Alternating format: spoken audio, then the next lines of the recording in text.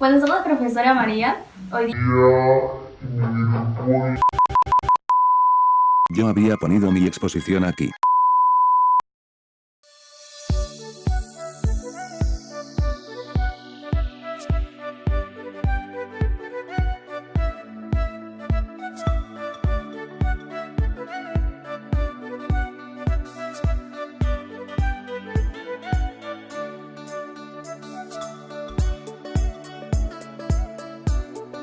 Buenas tardes, profesora. Hoy día nos encontramos con el doctor Diego Rivas, que es médico general y está trabajando más de un año en una investigación sobre la tuberculosis. Mi grupo y yo hemos venido a entrevistarlo y mi grupo está conformado por Erika Tiglia, Xiomara Durán, Leslie Montoya, en cámara Alfonso Legua y quien le habla López Ayala Tamara.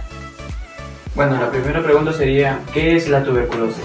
Bueno, la tuberculosis es una infección que se contagia a nivel de la vía aérea por un micobacterio, básicamente. Y bueno, la segunda pregunta sería, ¿quién y cuándo se originó la tuberculosis?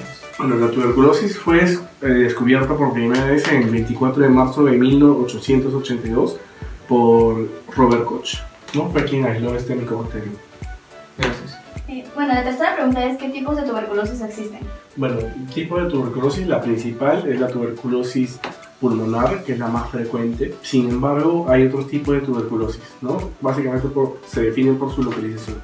Puede haber tuberculosis gastrointestinal, puede haber tuberculosis a la piel, puede haber tuberculosis renal, puede haber tuberculosis cerebral y el sistema nervioso central, ¿no? Pero la principal, como les mencioné, es la tuberculosis pulmonar. ¿Y cómo se produce el contagio? El contagio, principalmente, como la principal fuente de tuberculosis pulmonar, es por la vía aérea, ¿no? Una persona tiene el bacilo cuando una persona está con la enfermedad activa, tose o estornuda o tose, y ese bacilo que está en los pulmones sale hacia el medio externo y se queda suspendido en unas gotitas que se llaman gotas de flujo, ¿ya? Y esas gotas, cuando una persona viene, las inhala, es que ingresan a su organismo y podría infectarse y hacer la enfermedad activa de tuberculosis. ¿Cómo se hace el diagnóstico de la tuberculosis? Básicamente el diagnóstico de tuberculosis es clínico, o sea, mediante un examen físico, mediante la historia clínica que el paciente nos va a brindar diciendo que se caracteriza por tos, más de 2 semanas, puede haber fiebre, puede haber sudoración por las noches, por las tardes, baja de peso, baja de apetito, malestar general y todo esto, ¿no? Puede haber también inclusive una tos acompañada de rasgos de sangre. Eso se llama hemoptisis, que significa que la tuberculosis ya está afectando el tejido del pulmón y por eso es que sale sangre. Además, se hace radiografía de tórax para evidenciar las lesiones que son algo características de la tuberculosis. No tiene una lesión definitiva de una característica clara, pero, por ejemplo, lesiones en el ápice del pulmón, que es donde mayormente se encuentra la tuberculosis, ahí esas lesiones podrían indicar más la clínica y más unos exámenes de laboratorio también, ¿no? También se puede dejar el BK en esputos, el bacilo de Koch en esputo, encontraron el esputo, o sea, en la flema, es una forma de hacer el diagnóstico, y ya puede ser con otros estudios más avanzados como una PCR, ¿no? Que es ya básicamente identificar el ADN de la tuberculosis en el esputo o en la sangre. ¿Cómo se trata la tuberculosis? La tuberculosis se trata de acuerdo al nivel de resistencia, ¿no? y al órgano que haya afectado. ¿Cuáles son los efectos secundarios de los medicamentos contra la tuberculosis? Eso va a depender de cada medicamento, ¿no? Cada medicamento va a tener un efecto secundario propio de él, ¿no? Por ejemplo, la isoniazida va a causar hepatotoxicidad, te puedes poner amarillo, aumento de las bilirrubinas, etc. Por ejemplo, otro como el etambutol podría causar problemas de ototoxicidad, o sea que afecta el oído y otros más.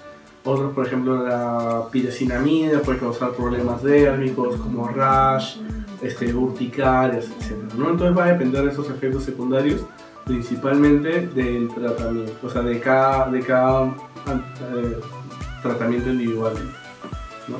Y de cada persona, ¿no? Porque cada persona va a hacer un efecto secundario o puede ser que no lo haga.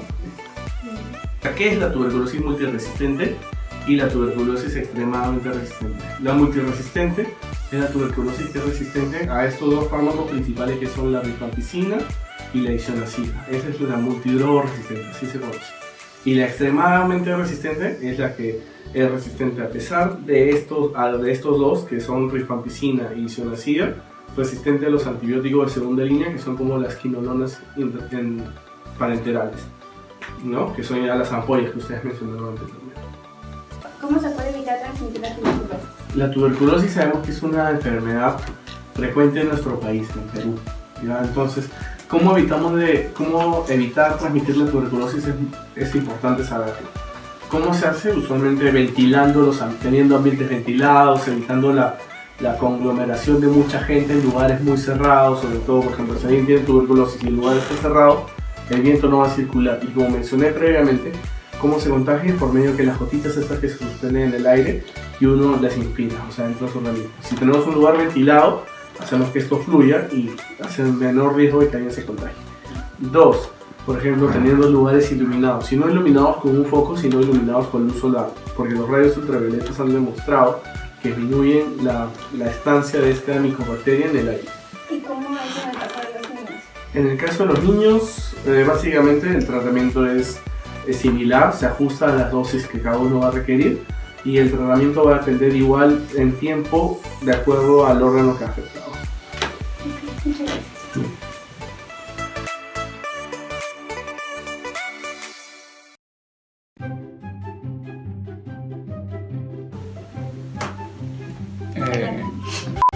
La primera sería, ¿quién y cuándo se descubrió la tuberculosis?